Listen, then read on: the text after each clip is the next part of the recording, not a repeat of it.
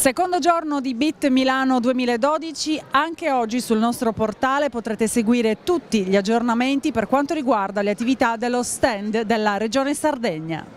Beniamino Piga, assessore al turismo del comune di Capoterra. Il tema vacanza del suo comune. Allora, il tema vacanza del comune di Capoterra, come anche sicuramente del sud Sardegna, ma non solo del sud, ha la logica del turismo attivo, il turismo che può essere vissuto 365 giorni l'anno, un turismo all'aria aperta che sì, è in perpendicolare con il turismo balneare, ma ha quella voglia e quella caratterizzazione di riscoprire il territorio, le bellezze e la natura della Sardegna intera. Ci sono degli ottimi percorsi per gli amanti e per gli appassionati di Nordic Walking, per il trekking, anche della mountain bike.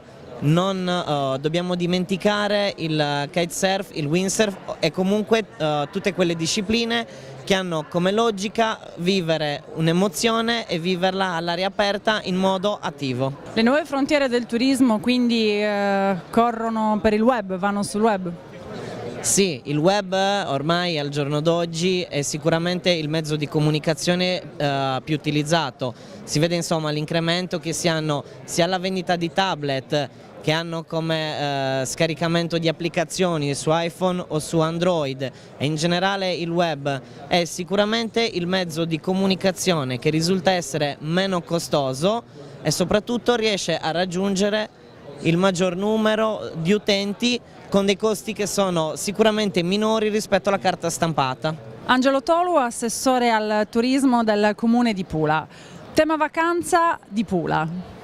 Bene, Pula ovviamente è una località che del turismo trae i maggiori benefici della sua economia, un territorio in crescita, un territorio che si sta impegnando da tempo a trovare anche le sinergie con i comuni viciniori, tant'è che con il Consorzio Costiera Sulcitana, di cui appunto il comune di Pula è socio fondatore, abbiamo cercato fin dall'inizio di offrire una panoramica delle risorse soprattutto ambientali e culturali che un territorio così ampio può offrire al turista, per cui Pula non solo Pula ma anche ovviamente Costiera Sulcitana. Un'annata del 2011 che si chiude con numeri positivi soprattutto nel settore alberghiero, che ci vede protagonisti con un più 8% negli arrivi, in più 2 nelle presenze, e questo ci lascia ben sperare, anche se appunto da contraltare fanno i numeri negativi dell'extra alberghiero, sui quali però adesso con ovviamente lo sforzo che la Regione Sardegna sta facendo con la flotta sarda cerchiamo di recuperare.